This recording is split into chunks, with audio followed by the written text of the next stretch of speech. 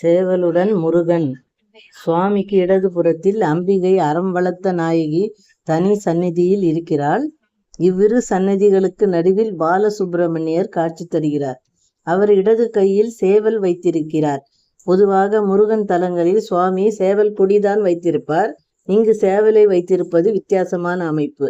அவரது பீடத்தில் சிம்மம் இருக்கிறது. வள்ளி தெய்வானையுடன் இருக்கின்றனர். இங்கு நடராஜர் தனி சன்னதியில் காட்சி தருகிறார். இந்த மூர்த்தி மிகவும் விசேஷமானவர். 5 தலத்து நடராஜர்களின் உருவத்தை ஒன்று சேர்த்து இந்த சிலை வடிக்கப்பட்டிருக்கிறது. இவருக்கு ஆருத்ரா தரிசன விழா சிறப்பாக நடக்கிறது. இத்தலம் நடு சிதம்பரம் என்று அழைக்கப்படுகிறது. சுக்கிரவனின் அண்ணன் வாலி ஒரு தோஷ நிவர்த்திக்காக இத்தலத்தில் உள்ள சிவனை வழிபட்டார்.